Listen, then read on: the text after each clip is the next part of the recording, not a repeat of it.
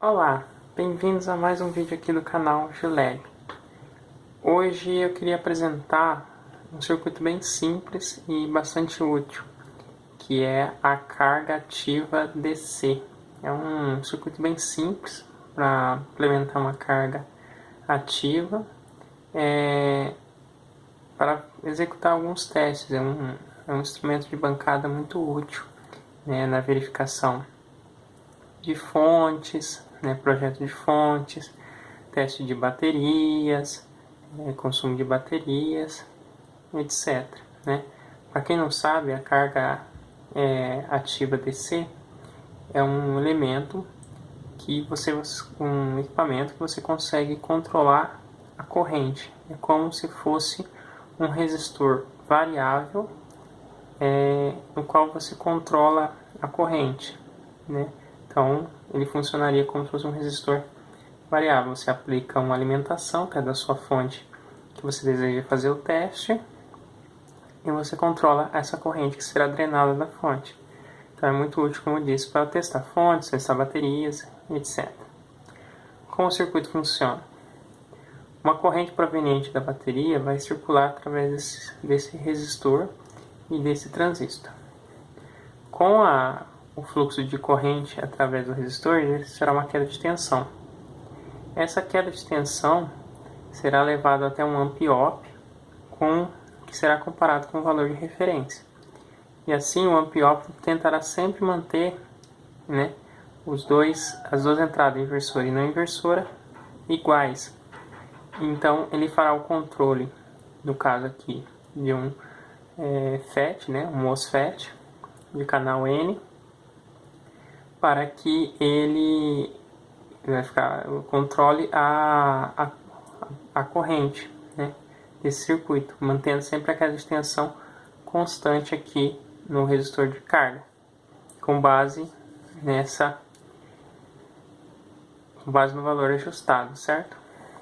Então, nesse caso aqui, eu utilizei um resistor de 4R7 e 7 watts, que é um maior resistor que eu possuo no momento. Então, para esse resistor, considerando que a potência máxima dissipada dele é de 7 watts, a máxima corrente que eu posso circular por ele é de 1,22 amperes, né? Considerando essa corrente de 1,22 amperes vezes a resistência, a máxima queda de tensão nesse ponto será de 5,7. Por convenção, eu utilizei 5,1, pois é um valor comercial de diodo Zener que será útil na etapa anterior, na próxima etapa. Contudo, seria a tensão de referência. Infelizmente, eu não possuí o diodo Zener de 5,1 volts. Eu tinha apenas de 6,2 mais próximo. Então, eu implementei aqui uma fonte de tensão com o diodo Zener de 6,2 volts e um divisor de tensão para poder chegar aos 5,1 volts. Então, aplicando a equação do divisor de tensão, que é Rx, né? Rx sobre R equivalente vezes a tensão de alimentação, temos 5,1 para esse caso. Então, colocamos um resistor de 2,2 kΩ e um resistor variável de 10 kΩ. Assim eu posso alterar entre 5 até 5,1 volts. Poderia ter colocado um valor 5,7, então, poderia fazer esse ajuste, né? Daí eu estaria dissipando a máxima potência no resistor. Mas como veremos que seria o ideal, mas como veremos à frente, esse é o valor teórico. Na prática, esse valor acaba sendo maior devido às resistências do próprio circuito, e no meu caso aqui eu utilizei cabos, isso que aumenta a resistência, então esse valor geralmente não será obedecido, o que reduzirá a corrente também. Com esse cálculo a gente já conseguiu determinar aqui a tensão de ajuste, que será entre 0 a 5.1. E no pior caso, né, no ajuste máximo, 5.1, a gente teria 5.1 aqui, e então uma corrente, né, a corrente máxima desse circuito será 5. Vamos calcular aqui, tá vendo? Vamos ver. 5.1 volts sobre 4.7. Então temos 1 ampere, 1,08 ampere por caso prático. Outra coisa que deve ser levada em consideração é a potência dissipada no MOSFET, visto que esse também é um elemento que irá dissipar a potência da fonte. No nosso caso aqui, para o pior caso, são 10 volts da fonte. Eu estimei 10 volts para a tensão máxima de entrada, menos 5.1 vezes 1.22, que vai amperes, né? Então a gente tem 3,8 watts. 3,8 watts. 3,8 watts com 7 watts aqui seria aproximadamente 10 watts. Então é muito importante no dimensionamento de uma carga ativa ser calculado em função da potência. Isso vai depender muito aqui do MOSFET utilizado. Esse MOSFET tem uma grande capacidade de condução, de dissipação de potência, que é o IRFB 3306, né? Contudo, o dissipador deve ser também de igual capacidade de dissipação, porque senão o próprio transistor será limitado, né? No meu caso, eu tenho um dissipador que é relativamente pequeno, que eu utilizei para testes, mas o ideal seria colocar um maior para melhor dissipação. Temos o capacitor aqui de desacoplamento tradicional, e vocês podem notar que existem dois resistores de 1K, um no gate do MOSFET e outro no feedback da fonte aqui, na entrada no inversor. O primeiro é apenas para limitar a corrente de carga, porque o MOSFET ele não tem nenhum é um isolante aqui, né? Ele é isolado, por isso que é um FET, né? É um MOSFET. Ele é isolado, então não existe corrente aqui. Contudo, no momento de ligar o equipamento, aqui é um capacitor, ele é um capacitor de alguns nanofarads. Então, isso aqui ele limita a corrente, né, de carga desse capacitor.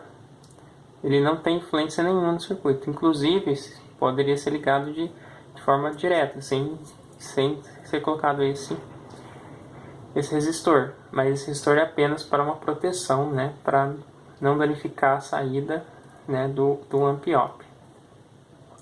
Esse segundo resistor tem uma função muito parecida. A entrada do amplificador operacional, ele tem uma impedância muito alta, né, da teoria. Então não existe uma corrente aqui, portanto não tem uma queda de tensão aqui. A tensão que está aqui é a mesma tensão que está aqui.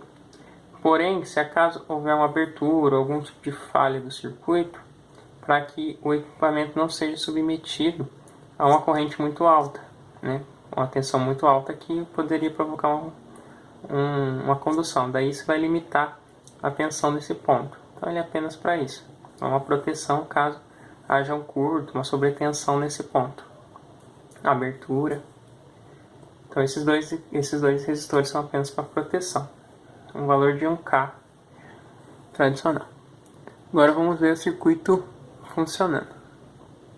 Nesse novo ângulo a gente vai ter uma visão do funcionamento. Essa primeira fonte, nossa Power Supply 1, 12 volts, está alimentando apenas o circuito. E já a fonte 2 é a que a gente está utilizando para o teste. Então a gente pode ver aqui que está em torno de 770 miliamperes e 10 volts. Então, como pode ver, eu tenho um controle aqui, ó, da corrente que está sendo drenada da fonte. no controle, 0, até aproximadamente 770 miliamperes. Por que isso? Porque os cabos que eu utilizei para fazer a ligação acabam adicionando uma resistência ao circuito. Então, isso limita a corrente que eu posso drenar do circuito. Se eu fosse ligado diretamente, se eu tivesse um resistor menor, com maior potência, eu poderia drenar uma corrente ainda maior, né? Poderia associar resistores também, é uma opção. Então eu coloquei um resistor, mas eu poderia associar vários resistores, por exemplo, de 1 ohm com 10 watts, 2, 3, e assim ter uma capacidade de dissipação de potência maior. E igualmente o transistor, caso eu não tenha um transistor que tenha capacidade de dissipação de potência, eu poderia utilizar eles em paralelo. Então ele é bem escalável esse circuito, você conseguiria fazer ele facilmente. Vamos testar agora a temperatura e está na máxima capacidade de dissipação. Vamos ver aqui do nosso... Tá vendo ali? Tá ali o laser. 57.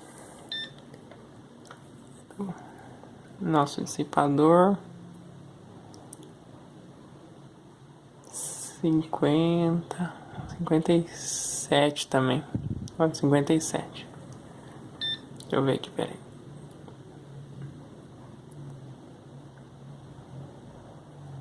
Manter ali um tempinho.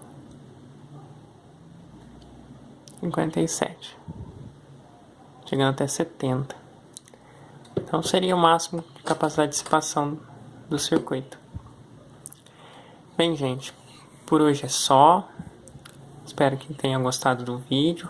Se tiverem alguma dúvida, perguntas ou sugestões para os próximos vídeos, deixem nos comentários. Se não é inscrito, se inscrevam. Se gostarem, curtem, compartilhem, que ajuda bastante o canal, tá? Muito obrigada e até mais.